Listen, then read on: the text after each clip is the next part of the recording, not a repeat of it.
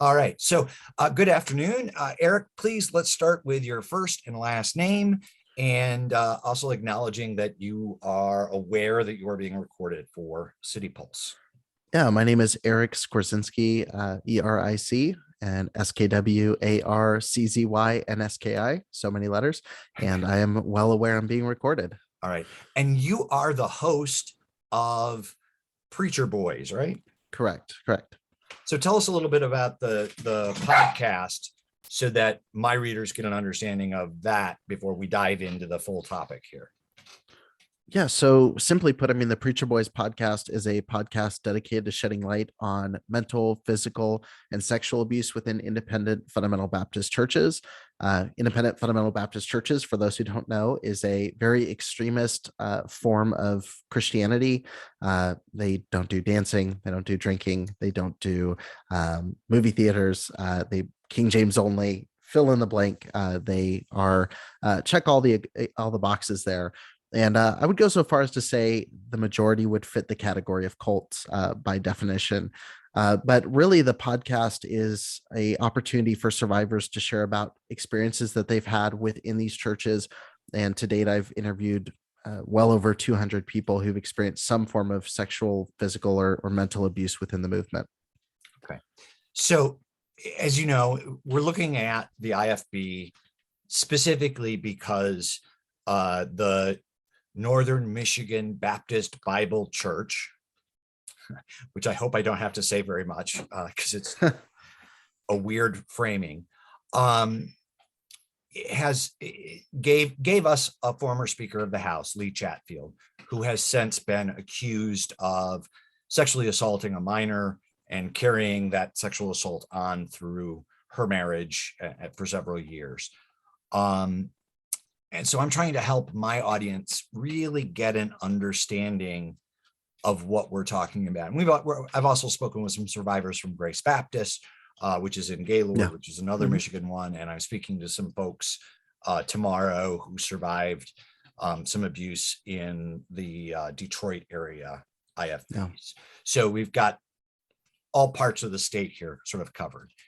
But to do that, we need to sort of come, and I was laughing. You were having a conversation with an expert on church history, and you both said, well, I can sit in a church and in 10 minutes I can tell you this is IFB, but I couldn't sit down and write out what they believe, what the beliefs are. Help us understand that context, that construct some, because they are independent, but they also share some beliefs. Yeah, so I definitely think, there are core beliefs that are identifiers of them. I think when it goes into, it's a unique movement because it's based a lot on preference. It's not, while the Catholic Church has very rigorous theological, foundation, Presbyterian churches have very rigorous theological foundation. Most religious organizations are built within this very, elaborate theological construct. There's really within independent Baptist churches this, I don't know how to say it, maybe blue collar approach to it. It's not, you won't find written out creeds, you won't find structured church government within the movement itself. Everything is kind of, for lack of a better word, like unspoken. You know who the movers and shakers are, who the biggest influences are if you're within the movement. But if you're a reporter trying to dig into an IFB story, you'll very quickly go, who the hell is Jack Hiles? Like, who is this person? Who's this person? What is Bob Jones University? How do all these tie together?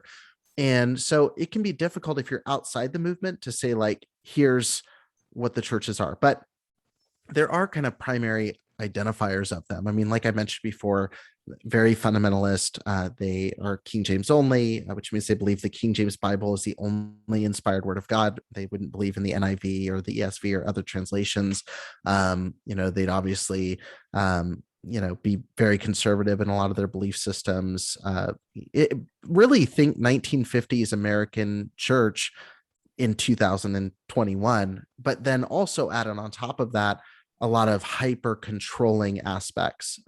There are There's a lot of control over what you read. There's a lot of control over going outside the pastor's authority. There's a lot of, manipulation and things like that. And so, yeah, I mean, it's easy to identify a pastor's sermon, when he starts referring to himself as the man of God, or if he starts, making statements like that, it's very easy to say, okay, that's an IFB church. Now, I've heard that similarly to like Scientology. Like Scientologists can spot a Scientologist because they use certain code words or buzzwords that kind of ring a bell, and that's very similar to the IFB. So within that construct, when you talk about fundamental, I think it's really important for us to dig down a little bit on that. What we really mean in that is that it's the literalness of the Bible. The Bible is literally word for word the word of God, and only the King James version is the word of God.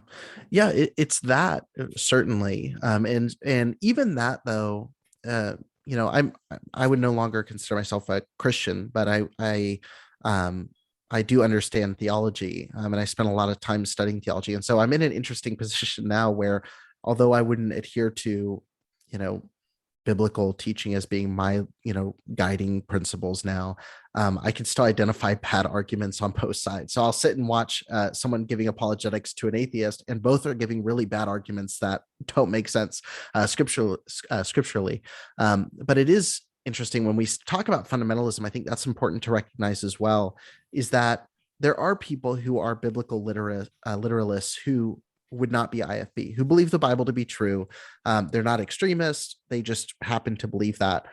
The difference is within independent Baptist circles, there's a lot of things they say are biblically true, but are typically from their preference, their point of view. For example, Republicans and Democrats aren't in Scripture. Like, you can't find them in Scripture. But fundamentalists would say you can't be a Democrat and be a Christian in a lot of churches. I've heard that from pulpits. Or you can't be a liberal and be a Christian. They would say that, women wearing skirts and men wearing pants is a fundamental thing. You have to do that. But Jesus did not wear pants. Jesus wore what would look like a dress in today's standards. And so they take a lot of, again, 1950s kind of cultural standards and make those to the point of being a biblical standard. And that becomes a big issue. And when I was part of the Christian faith, that was one of my big concerns, was that they were taking extra biblical things and applying a biblical label to them. Why I still find that concerning is when you say, yea, hath God said this, you're putting yourself in a position of God. And so whether or not that's true or not, if your followers believe that, they can do some pretty crazy things in the name of God. And that's a very dangerous place to be. I mean, we see that in other faiths and we identify that being a problem, but it's hard to imagine the little Baptist church on the corner, that being a threat, but it can be. So within that context, what I'm seeing is that each of these IFB church locations are insular, that they really aren't open per se to outsiders or to different thinking. There's one way of thinking for that church, and that's the way it is. Sorry, right. the dog. No, you're good. So help us understand how that sort of feeds this primacy that we see of not going. For instance, there's a story that just came out yesterday where there was another sexual assault survivor out of the Chatfield church, that the evidence now shows the school didn't bother to report to the police until the police came to them 3 months later. And I'm told that they see government as a threat to their fundamental existence as a church sect. Yeah, there's a lot to this, but really when it comes, so two things. One, independent Baptist churches, the word independent is something of a misnomer, because these churches do certainly cooperate with each other, and there are circles. The best way to describe it for someone who's trying to understand it, because it can, like, when I hear people ask questions, I realize how complicated it can be. When you look at the Catholic Church, you can see a pope figure, and then you see a very triangular structure. So you have powerful, slightly more, slightly less powerful than your like parish priests. Forgive me if I'm using the wrong terminology. I'm not a former Catholic. But you can see this triangular structure. You can see this within a lot of different denominations and movements. Within independent Baptist churches, it's much more like circles. So you'll have some churches that are connected to, typically through Christian colleges that they attended. So you'll have the Bob Jones Circle, you have Pensacola Christian College Circle, West Coast Baptist College Circle, Hiles Anderson Circle, which if you want to find abuse cases, you can just go look at that church for a couple hours. But there's very circular structure. So they're not truly independent. They do all share very common beliefs. They go to the same conferences. They just don't have a formal government, which makes it hard to identify. But you are correct. They are very isolated. They're very insular. And so when something happens within a church or a school, most often, there are exceptions to this, but most often in most churches, what happens is we don't want to, they'll say from the pulpit, we don't want to hurt the name of Christ. We'll say this in meetings. We don't want to hurt the name of Christ. We don't want to hurt our reputation in the town. We need to address this. They'll pull into very harmful theology, making victims apologize for tempting their assaulter. In extreme cases where it could cause a threat to the church's, basically business operation, they'll do what happened at the school that I grew up in, which is they'll take a predator from one place. They'll call another friend in their circle. They'll relocate that predator to a new location. And so that's where there is crossover to, say, the Catholic Church. Like, people get moved around, shuffled in that case. But yes, for Christian schools especially, there's a lot of fear preached, a lot of fear mongering about they're going to take our ability to teach kids the way they need to be taught. We're going to lose our ability to keep our doors open. They're already looking for reasons to persecute the church. They're going to use this as leverage for it. And that's why you'll see a lot of Christian schools that don't get accreditation, because they don't want any government oversight whatsoever. And unfortunately, in a lot of cases, that's used to the advantage of abusers. Okay. So is it fair to characterize the movement in general as anti-government? That's a tough question. Yes. I would say it's kind of like saying, are Republicans anti-government? Not to make this political, but it's hard not to when talking about this. So it would be very similar to your typical, I would say, slightly further right Republican, which would be they'll wear a thin blue line shirt, but then they'll also say the government can try to come and take my guns. You're like, are you pro government authority or are you anti-government authority? It's very strange. The same people wearing the shirts are like the don't tread on me, and you're like, which of these camps are you in? Within independent Baptist churches, typically they're very big supporters of local government. Again, I think that's because they understand you need a good relationship with the local government in the area, and that's not always sinister. I don't want to say like every church is like trying to cover abuse, but it is like you're trying to build a new building, you're trying to do this. You don't want the city council going like, oh, they're the whack job church in the corner. So they'll do a lot of like first responder Sundays. They'll have the mayor come in and speak. They are very active and supportive in the community typically. Again, it's hard to imagine there's abuse happening when you see someone, rubbing shoulders with the mayor. But when it comes to like the federal government, you'll see a lot of fear mongering about, New World Orders, people trying to, in some churches, like the microchip conversation, all the prophecy things. But on a smaller level, it's a lot of what I said. It's concern about the school being shut down and forcing kids to go to public school, attacks on, the institution of the home.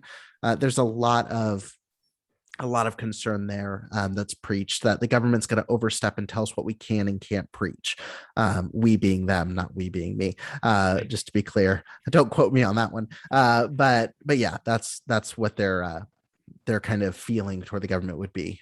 So that informs the Child Protective Services are the threat, and if they get called, all the kids are going to be taken away, and which also covers for this spare the rod, spoil the child mentality that's kept sort of below the surface. Lee actually has a defense of, because they have paddling in the school that's attached to the church, and he makes it sound so milquetoast, but it's a literal paddle that you're smacking a child with. No, the school that I grew up in California, of all places, The year that I attended kindergarten, either kindergarten or first grade, was the last year that they used the paddle. And that was, I'm not an old, I'm not an old person, as I'm 26. Um, and so that was 2001, 2002, which is shocking because most people go like, I remember paddles in like schools in the 70s, maybe, in certain areas, or the 80s, maybe in certain areas. But to hear that happening in California, is pretty shocking. But I saw the paddle. I mean, it was called Mr. Blue. It was a blue ping pong paddle that they used to spank kids. I mean, that was, and, again, it was this idea that the control of children is the church and the parents, responsibility, which, is a parent responsible for training their kid? Yeah. But do I think, wailing on a kid in an office with a ping pong paddle is, raising a kid? No. So. So I think within that same construct, as I read the Pearls books, and I apologize, I haven't read all of the child rearing books that I IFB apologize that you relied had on. to read them at all. So, I read them for my audience so that they don't have to. mhm. But the big takeaway that I got was they sort of perceive children as their sinful flesh growing faster than their spiritual soul. And so in order to keep that sinful flesh in under control, reigned under authority, you have to use the rod. Is that an accurate assessment of sort of the theology behind spanking? Well, it's not even that the sinful flesh is growing faster. It's that they're born completely sinful. And so that's the idea is that, when a kid is crying, that's them rebelling. And again, I do want to clarify because there's always independent Baptists that are in the exception churches where they don't teach us. But I remember, speaking from my own experience, which is a safe place to speak from. I remember my youth pastor talking about, when kids won't go to sleep at night and they're crying, they're rebelling, and so you have to, what the Pearls would say, you have to break the will of the child. And again, that's another one of those phrases we were talking beforehand, before recording.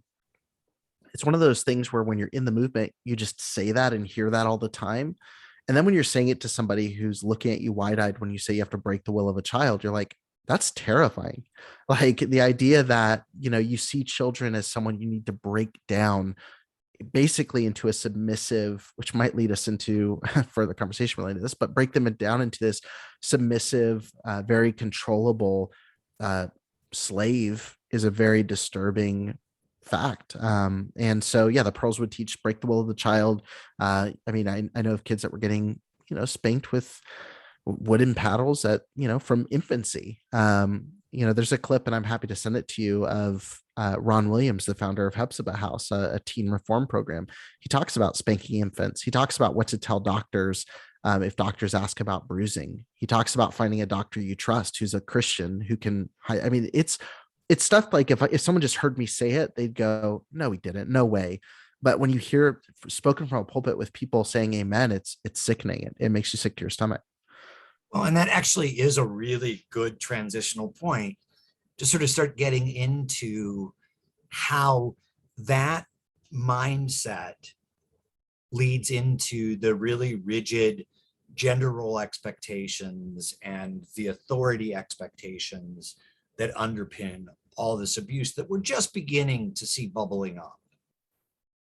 So I think I'll start with, help my readers better understand what the hyper focus is on gender roles and gender specifically.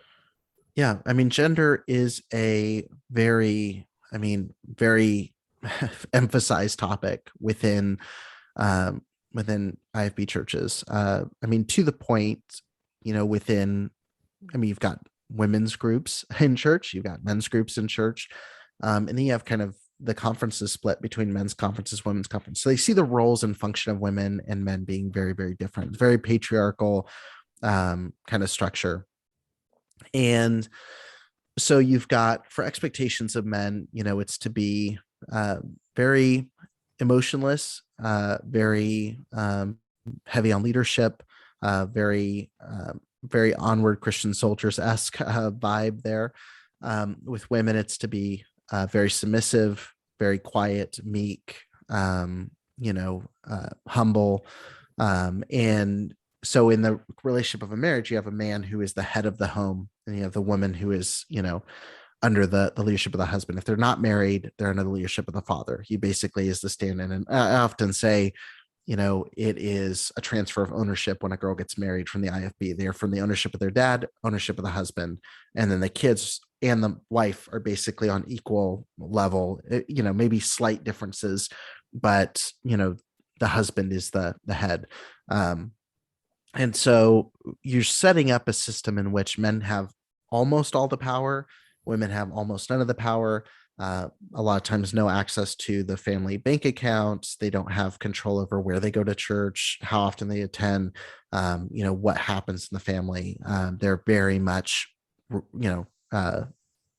floor mats for men in the movement.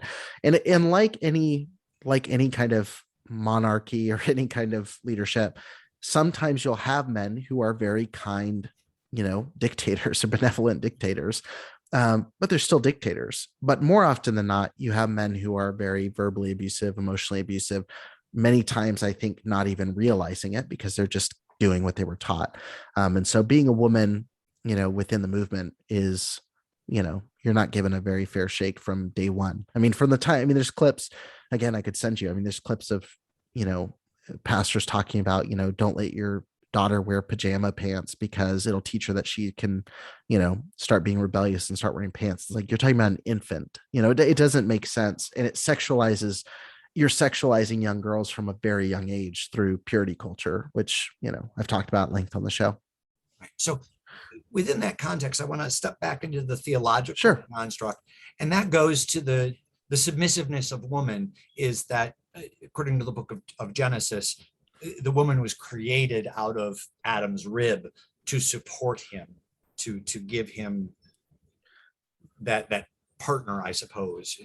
Is that the correct understanding of the theological basis of that, or? That's the correct understanding of the Independent Baptist understanding of it. Okay. I would definitely say there's areas in which I think the Bible's actually very subversive to, especially to the Jewish norms of the day.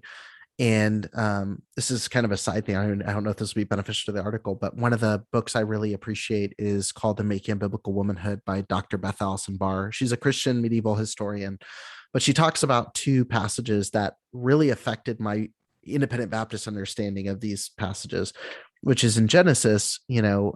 She was created as a helpmeet, but not given a rank lower to Adam. What happened when it came to the man's going to work, the woman's going to feel pain in childbirth, that was all a result of the curse in Genesis. And so if you look at the pre-fall in Genesis, which we're diving into like more theology, the relationship was very much a mutually beneficial one. The curse after the result of sin damaging the structure of the world was patriarchy, which again, that's a word that's got a lot of heat on it, but it really is. And when you go back to Genesis, and then when you go back to when Paul's writing about marriage, which Paul was not too subversive in some areas, but very subversive in others. One of the things he calls back to is in Genesis before the fall, Adam looks at Eve and says, "You're flesh of my flesh, bone of my bone." You're equal. You're very as much me as I'm me. And when you look at him writing to men and women before translators added a little divider, if you read the verses in a flow, it says, wives submit to your husbands, husbands also submit to your wives. And then there's a break. And then you go into this long conversation of what that functionally looks like. And so the Bible actually, for anywhere someone could throw a critique, it's actually quite subversive of what the understanding was of patriarchy during that time. And I think what Independent Baptist churches have done, and what I would say many evangelical churches have done, is they've taken the Jewish patriarchal structure that we see in the historical concept of scripture, and they apply that as being scripturally ordained, whereas the Bible was just written during a period where that happened. Same thing. Churches don't do that when it comes to head coverings. Typically, they don't do that when it comes to a lot of other topics. They assign it to the culture. But patriarchy, because churches have been predominantly run by men, has been a very popular teaching over the years, to the point now where it's second nature, where now even women are repeating that. They're teaching it. So you have women teaching a system that puts them underneath male authority, which is that's something I ask women about all the time who were in the movement is, how did you not see that you were like saying, hey, you should be the head over me. You should be the leader. But you're just so in it. You don't notice. So within that context, again, I hate harping at the theology, and yet the theology still remains so important to this. The thing is, for people who are reading or listening, and I hope this is beneficial, but for those that are reading, the reason to harp on the theology is not because people can't believe what they want to believe. The reason to harp on the theology is that that's what these pastors are doing. They're pointing to it as their source. So when I look at a system of sexual abuse, I have to go back and say, what are the belief systems that allow someone to do this? And you would have to do the same thing when looking at a Harvey Weinstein. What was the system in Hollywood that permitted this? So it's not an assault on theology. It's how is someone using theology to inform their beliefs? If you don't understand that, it looks like a lot of isolated incidents. When you do understand it, you understand how they're all connected. Well, thank you for that, because that's probably going to end up in the story, just as a side. That's the first thing. We got one. No. Yes, I know that for sure. But so my understanding is that the perception is that Eve tempted Adam right. Yeah. with the apple, and that then feeds into this idea that women will always be the temptress. Right. And that's where we start seeing the sex abuse scandals, the power scandals that play into that coming to life, if you will. Yeah. Is that a fair assessment of the theology that's underpinning here? I'd say so. Women are definitely positioned as the temptress. They're the people that can mess up a guy's chance at being, pure. Men are taught really that you have this uncontrollable sexual desire. And women, it's your responsibility to help men. If you're not married, it's to wear, your shirt shouldn't be lower than 2 fingers below your neckline. Your skirt should go when you're sitting down. It should be covering your knees. Very controlling on dress. And, I just had somebody on the show who, there was an older boy in the high school was, I think he was 17. She was like, I want to say 13 or 14, and they were caught, doing something. I forget what the context was, and he didn't get in trouble, but she did, and that's a very typical response. It's a very typical kind of response to this stuff. But you've got, again, it's a powder keg. You've got guys taught sex is awesome, never do it. You can't control yourself, so make sure you bounce your eyes. If you see a billboard, don't look at it. Don't look at porn. Don't do anything. Don't ask questions. Don't talk about it. Don't do anything. And also no sex education. So there's like a long laundry list of problems. And then women are taught, if something happens to you, it's your fault. If you'd hear stories, examples of a woman going to a party and being raped, and the moral of the story was never men should not be raping. It was like women shouldn't be going to parties because that's where you get raped. And it's like, no, I think we're missing something here. But again, this is another thing where like that's an issue we see across the gamut, religious or not. Society has a long way to go, and Christianity, I would say, is probably 20 years behind society on this. The world has a long way to go to recognize that we victim shame constantly as default, because it makes us more comfortable to assume that someone put themselves in a position to be assaulted rather than deal with the fact that people are assaulting people. It's easier to say, oh, she wore a skirt that's too short, or she was listening to the wrong music, or she drank alcohol. We don't want to think like, oh, it's that nice guy across the street is a rapist. That's a lot harder for us to grapple with. Right. We want to see the rapist in American culture as the big bad stranger. Yeah, the greasy guy at the playground that's like looking Right. at kids, and it's like, no, he might look like the pastor in your pulpit with a perfectly combed head of hair, or a political candidate who looks, or a teacher. Yeah, exactly. Those are the people where we can't even wrap our minds around it. Like, how does a coach do this? How does someone who's given so much to society do this? But the reality is that's more often than not who it is. And that is in general society as well. It's not just within the church. I just want to clarify. Yeah, 100%. So one of the things, when you raise the party question and the party example, that's actually really germane to this conversation as it relates to Lee Chatfield. His wife, Stephanie, when he was running for his first reelection. He served 3 terms, which is all he can serve in the House. When he was running for his first reelection, so 2 years into his service, it came out that his wife had had an abortion, and he's staunchly anti-choice. And so that was a big deal. And she came out and she told this story on a Facebook page that she had gone to a party and she doesn't remember much, but she woke up and her clothes were a mess. So she knew something had happened, but it was all her fault. So you've literally just tied that connection for me. Because she is part of that church circle. She grew up in the IFB. It's sad. That's a very, very common. It's what did I do wrong? I was in the wrong place, the wrong time. And that's a very sad thing that you see happen with women in the movement and men too. I mean, on both sides of it, but survivors, I mean, there's so much shame and guilt associated with it. And that's tragic. I think that's a really, really sad thing. So now you've got this situation where you've got men who are idolized and being told that sex is great and wonderful and they're the authority and they have the power and that they can't do anything wrong sexually, technically, because it's always the woman's fault if they get involved. How does that play out in the real world then? I mean, I think we can obviously say, Rebecca Chatfield's story is a really clear example, but I think there's more to it than that. And maybe I'm wrong.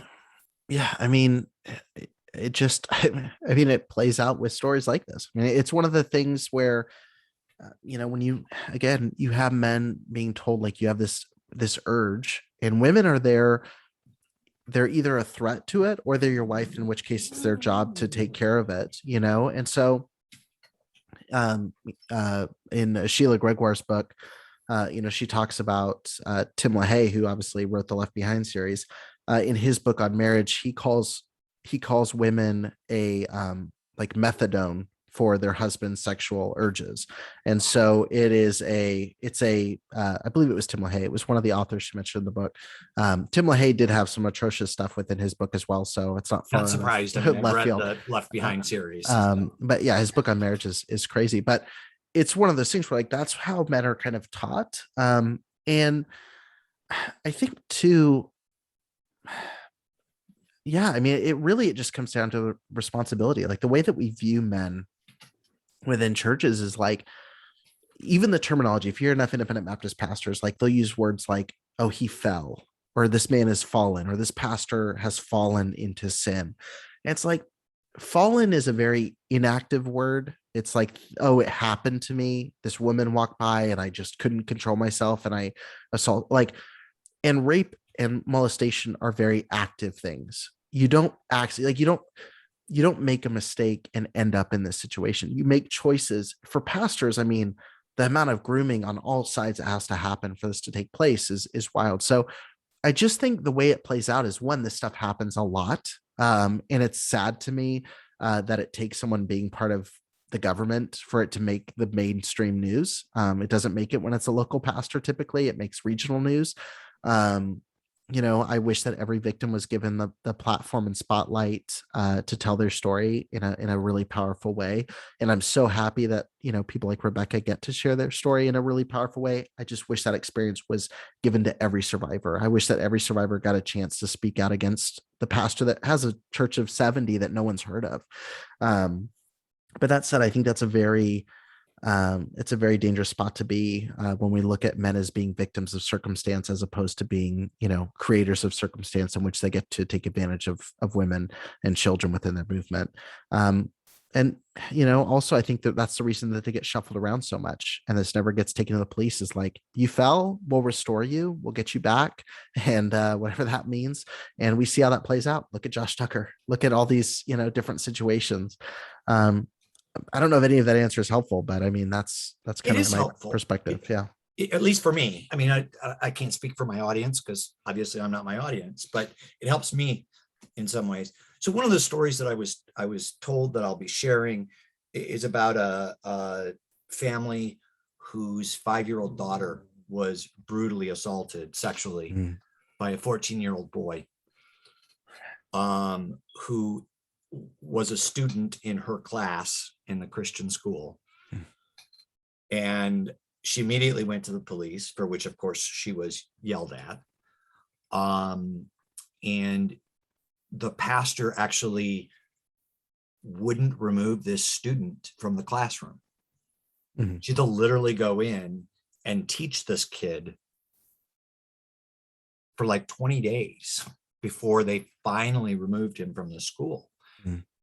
And one of the things that the pastor said that troubles me the most is, as he was talking about this, he said to her, look, you don't want your daughter to be the one that's up in the choir who, when she's 15, everybody says, oh, look at that poor girl. She was the one that was molested when she was 5.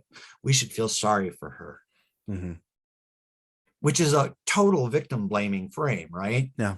Because for a survivor to come forward is an act of extreme power. Mm-hmm. Yeah. And to embrace that and say, this happened to me and it was wrong, is a powerful statement. Mm-hmm. So within that context, is that a deliberate move, do you think, from your experience, to keep the abusers in place and keep the abused from recognizing their own inherent self-worth and power? I mean, yes. I think there's variations in every situation, obviously, as to what the motivation is. Sometimes it's financial. Sometimes it's, legal issues. Sometimes it's worried about being, as to what the pastor's actually thinking. I'll never understand. It's like trying to understand someone who is a pedophile. I mean, you can read the books, you can read all of the research and interviews, but at the end of the day, it'll never make sense to a normal human being. And I think the same thing for cover up. Like I look at, again, like I can speak to my own experience growing up in it. When I discovered there were sexual abuse cover ups as a 16 going on 17-year-old boy, I instantly knew something was wrong and instantly started trying to find ways to talk about it. I didn't do it the right way. I tried to go to I didn't know who to go to, which is fine. I was 16 or 17. I didn't know how to do it, but I knew there was something wrong. And I still to this day question, now 26, almost 10 years later, I sit there and go, why did I as a 16-year-old understand this was so wrong and needed to be dealt with? But my youth pastor who was 30, my dad who was, 40 something at the time, my pastor who was 50 at the time, how did they not see it? Why did they not see it? What was the motivation there? And I'll never have a good answer for that. I don't know why some see this because again, if you don't see it, you're not accountable for it. If you don't see that these issues are happening, if you're sitting there, you go to church every Sunday, you've never seen this happen. But the minute it does, I'll never understand how some people don't just snap and try to figure it out. I'm not saying everyone's going to leave their church first thing. Some people are going to stay and try to fix their church from within. I tried to fix this whole movement from within for a while, but to not identify it as a problem or to look at victims and advocates as problems, that's something that I just can't, I'll never understand. I'll never grasp. I don't know what the motivation is there. But I know it's successful in keeping a lot of young women quiet, many times till they're 50, 60 years old, and they finally feel like they can tell somebody. I don't understand. I really don't. And I'm no closer to that answer than when I started the podcast or when I first started asking about it. So I have to ask within that same context, oops, sorry, dog jumped down and just moved the cord. I was, oh. You're good. So when we talk about this, I mean, this to me feels like the very early stages of the revelations on the Catholic Church sex abuse scandals, right? Yeah. We're just starting to see the survivors feeling safe to come forward with their stories.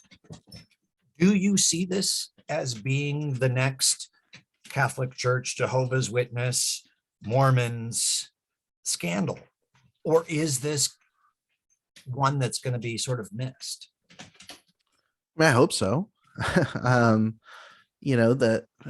think the issue goes back to, I think reporters don't know how to handle the story. And good reporters have really tried. and I'll take that back actually, because Sarah Smith wrote a great article and exposed hundreds out of the Star Telegram. I mean, she exposed hundreds of churches in the IFB. But I would like, she was given that opportunity at a smaller paper, which had it had big ripples, and it did a really good job. And it was a beautiful story. I wish that she had gotten the funding and resources of a New York Times or a Boston Globe or a large paper like that. I think the reason that it won't be touched on that level is not because there's not good reporters out there. I would love to see Sarah Smith be given a huge budget to fly around and interview survivors and spend a year on this, and keep doing what she did. But I think like when a New York Times looks at these stories, or any other fill in the blank big paper, even like like LA, like a major newspaper in LA, they see isolated incidents still. And it's not as easy. Not to say that the Boston Globe's work was easy. They spent a lot of time on that, but there's books of here's how this priest is connected to this priest. Right. Here's how the Pope is connected to this cardinal, connected to this parish, connected to this priest. When you go to an independent Baptist pastor, and I'm someone who grew up in it, and I go to a pastor and go, I know you're connected to so-and-so. They'll go, no, we're independent. That's their default response. And so I can spot the lie. I can detect the BS there because I know who you were with. I know who your circle is. I know the people you've preached for. But for a reporter, that's a nigh impossible task to try to pull it all together. I think the other reason too is I think that, for lack of a better word, I think Baptist churches are something of still a sacred cow. The Catholic Church was already starting to have something of an ill reputation. There were rumors already circling. I think that I don't know if society's ready to go, oh, the little Baptist church on the corner might be not what it appears to be. It's very much the American dream of like the little family church, on the corner. And I think upsetting, that's a problem. But all that to say, I think we are, on the flip side of that, I think we are seeing some form of this. I think we are seeing some kind of Reformation level event happen. I mean, my show is reaching a lot of people. I was looking, between YouTube and the podcast, there's, nearing we're well over 1 million views and I think like 1.2 million views and downloads, maybe more than that. Or no, it would be near 2 million actually, on the show. And it's like, that's not all one person. Like there's people all over the country and, Canada listening to the show, and people telling their stories. So like, I think it's just dripping out, as opposed to being this shock and awe of the Catholic Church scandal. But yeah, I obviously hope for it. I would love, I've said before, like, I wish I didn't have to start a podcast. I wish that the New York Times had done an article or the Boston Globe had done an article, but I think it's going to take a movement of insiders like what's happening, and it's going to just be a slow battle to try to bring it to light. Right. So I apologize. That was Gobo giving you his cheers. That was, there you go. Actually, I don't know what he was doing. I thought it was a pastor yelling at me from behind in the room. Could be either or. Gobo does have some of those pastoral instincts that I've seen from the stalking on the pulpit. So one of the other things that has bubbled up in reference to IFB, at least the IFBs here in Michigan, has been the implication, not the direct teaching, but the implication that interracial relationships are wrong in the eye of God. Mm-hmm. Bobo, sorry. Can you help me try and put a frame around that? We know Bob Jones University had that until fairly recently. 2002, I believe. Right. But it's still implied as the rule. Yeah.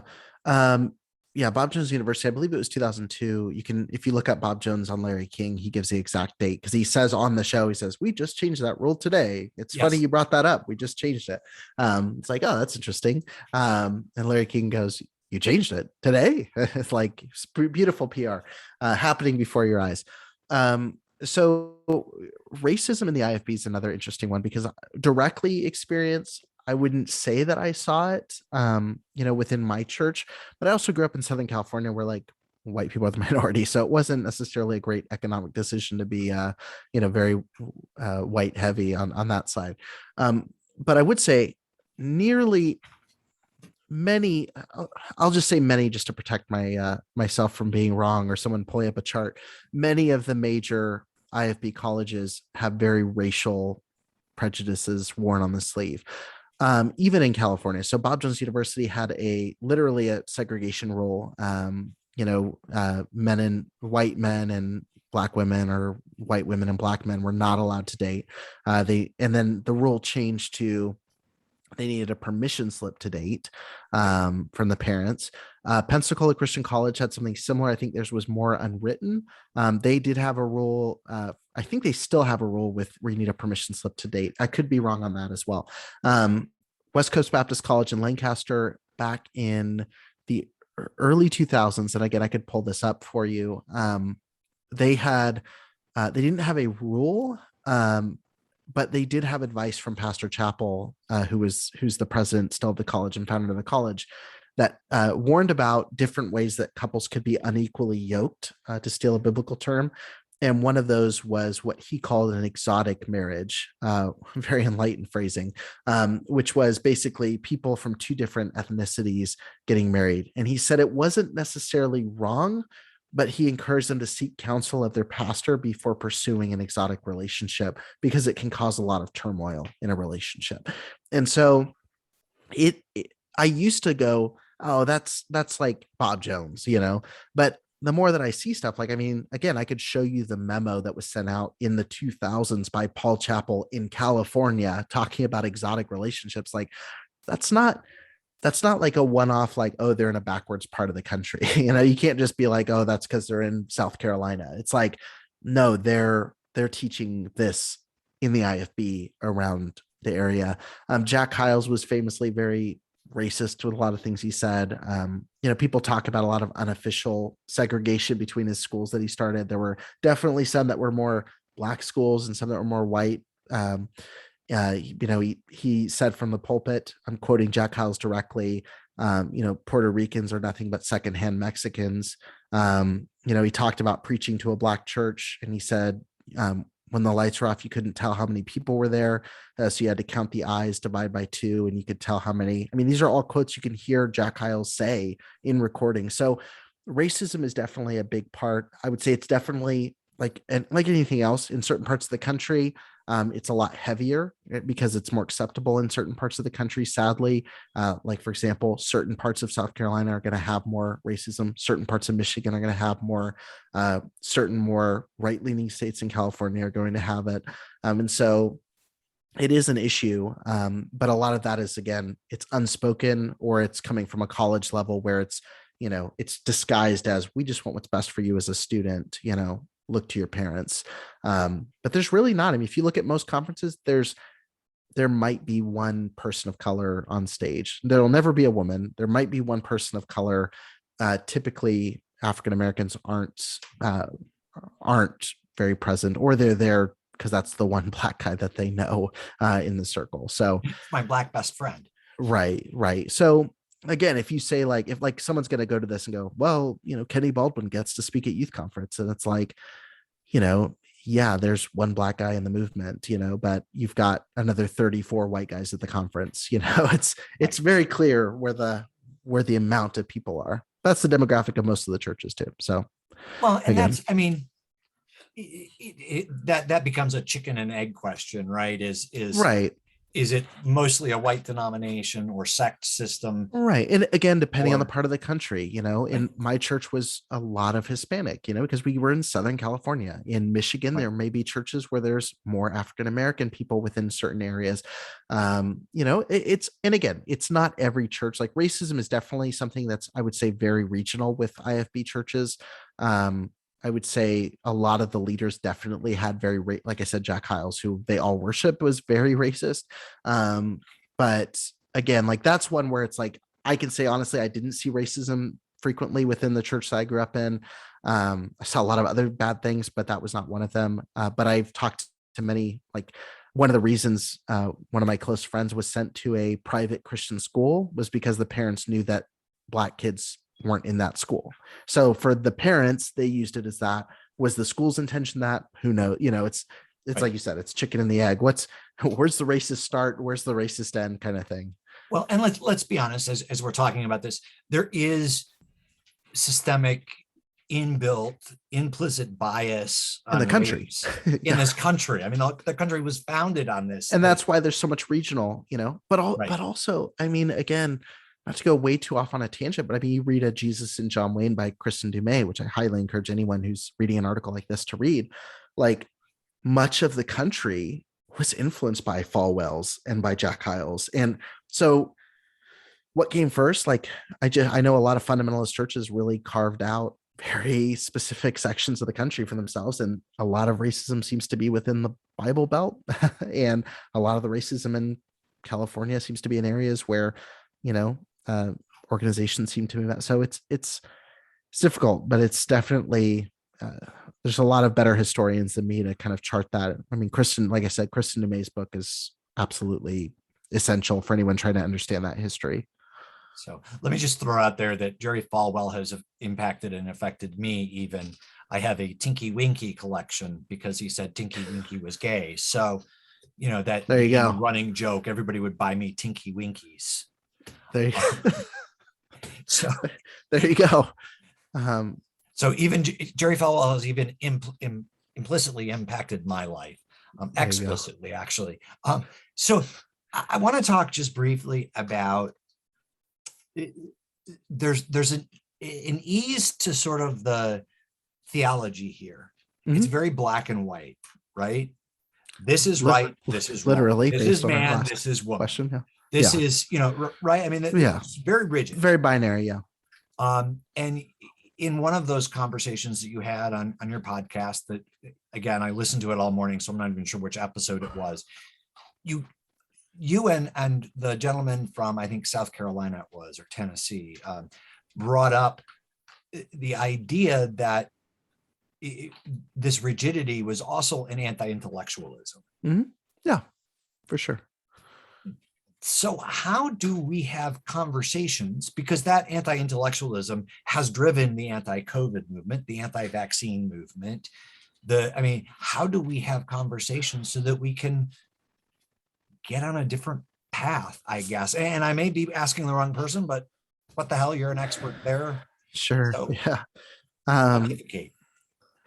Look, I mean, when I first started the podcast, mainly because I had a lot more time than now I do with the podcast, because it's become a full-time job, I would get on the phone with anybody and everybody. And I talked to Bob Gray Sr., which anyone who knows the IFB knows, like, he's a wild, interesting cat for sure. I heard him from his own mouth talk about so many different things, the Me Too movement's the worst thing that's ever happened in this country, like all that kind of stuff.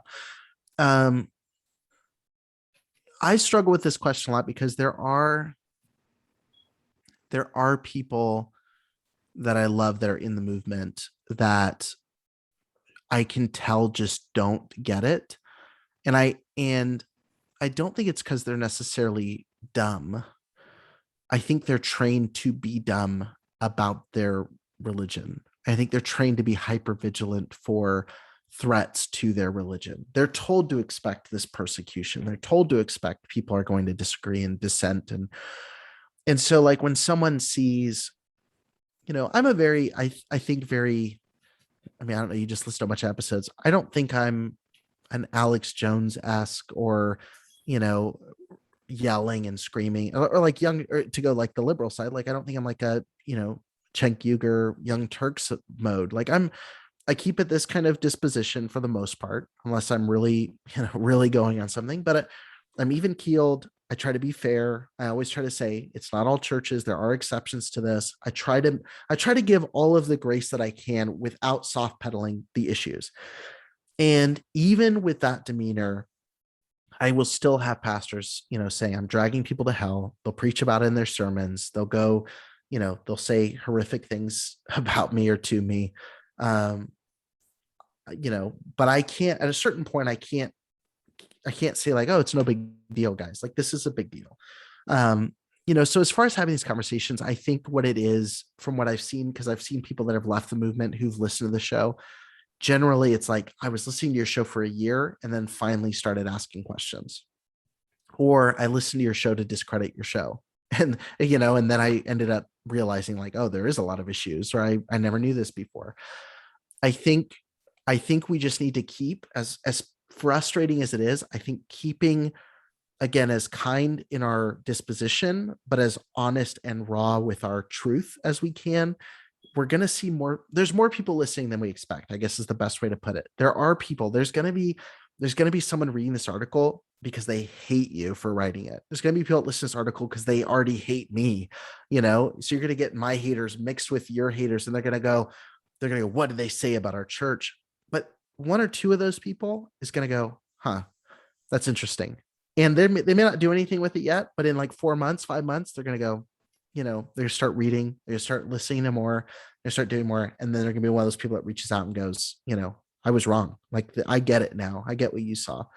But yeah, it is hard. It's hard when there's people you care about. I mentioned my dad. Like my dad, I love my dad. My dad's at a ministry that's extremely toxic.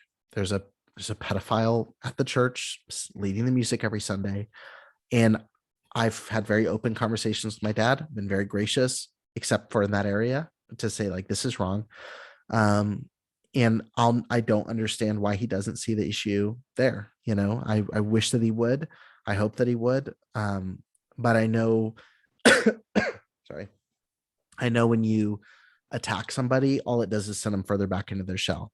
You have to attack what's wrong, and you have to, almost Billy Graham style. You kind of love the sinner, hate the sin kind of vibe. Right. You almost got to flip that in reverse on Christians and say like, look, I love you, to the people that you do. Some people you may not, but I love you. I think you're a very rational, honest person. That's been a lot of conversations with my dad. You're very honest. You're very rational. If you saw this in another church, I know you'd see the problem. And I understand that you're taught not to see this in your church, but you need to really think, like, if you were an outsider looking in, what would you see? And force people to be honest with themselves. And, I think there's a lot of really rational people that are shutting that part down because it's scary to question the bigger questions about their religion or their belief. This is God to them. This is, you have to understand when for someone that's not grown up connected to this, like, you're making them re-examine who God is and what God's requirements for them are.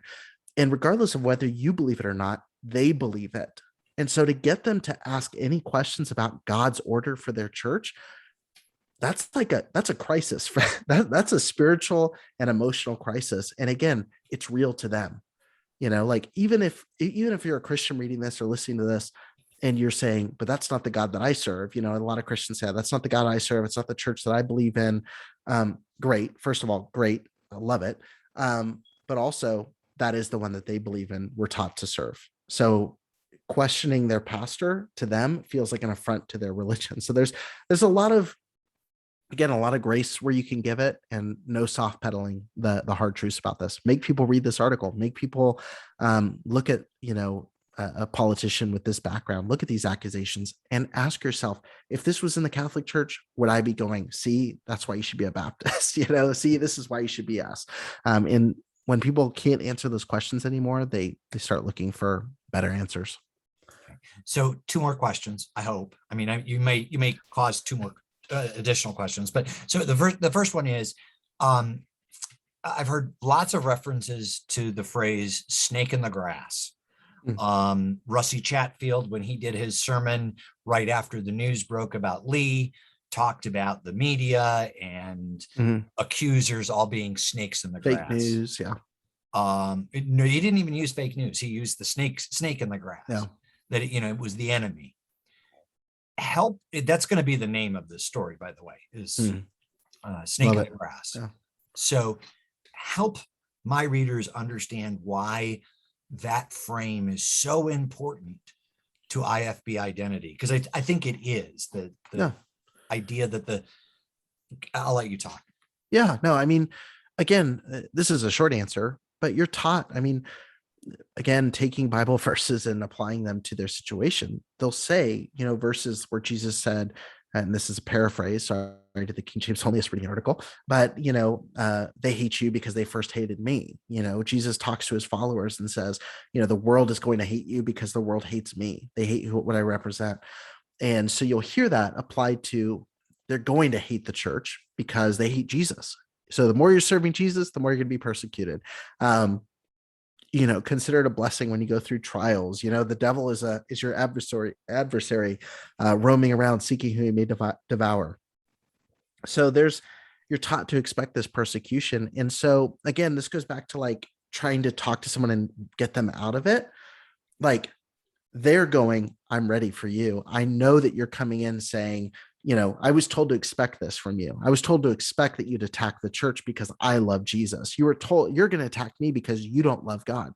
And it's like, it's hard to argue with that point, but they're taught to expect it. They're taught to anticipate it. And so when they see a news reporter come out and share a story, especially a non-Christian, or especially someone who's a non-believer or a different religion, when they come out with the story, they go, well, of course they're going to say that. They're not believers. We are. And so, and that us versus them mentality has enabled a lot of pastors to stay in extremely abusive positions of power. And you see political candidates do that as well. I mean, Right. Trump vilified the media very successfully, to where when you saw a negative story about Trump, half the country said, well, of course CNN's going to say that. And I would say on the flip side, a lot of Democrats and liberals have done that with, say, a Fox News, to where when someone goes on to Fox News, they're instantly discredited to the other half of the country. It's done a lot of damage to our society, fabric of society, but churches do that very well. I mean, independent Baptist churches have us, and then there's the world at large. Right. The world is out to get us. And that, again, like at that point, like, how do you reason with someone inside of it? How do you listen to someone who's outside of your church? It's near impossible unless you're violating your church's structure. So just to clarify, the snake in the grass is also referring that Satan, it's hidden. Satan is hidden, and he's going to sneak up on you and then bite you and kill you, right? Or, take your soul, essentially.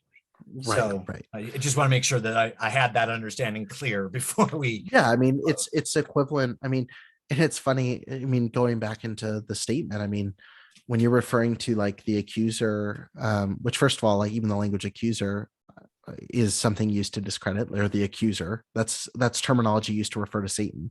So when you have when you use biblical language like the accuser, you're drawing a parallel between this woman and the accuser, Satan. When you call her a snake in the grass, who are you referring? You're not even calling her Eve at this point, or Jezebel at this point, which is the other one they like to throw out. You're saying you're a snake in the grass, like you're comparing to Satan attacking the church. And it's like, no, the church attacked her. Like someone in a position of leadership within her religious circle attacked her. She's not the snake. Like, you're the wolf in sheep's clothing. Like, it's such a different, it's such a backwards analogy, but it's so effective. And that's why pastors use it. Just like saying fake news is such a baseline, approach to discrediting someone, but simple sticks. Saying fake news is a lot easier than trying to go point by point through stats that you don't have. Saying snake in the grass is a lot easier than saying, what if this did happen? Or how did we let this happen? Or where was he on this day? Or how do we explain this? Those conversations take work that a lot of these churches aren't willing to do. All right. So this is my famous or well, okay, it's not famous at all, but it's my favorite last question, which is there anything that I didn't ask you that you think is really important for my readers to know about IFB? Man, I don't know. This was pretty robust. I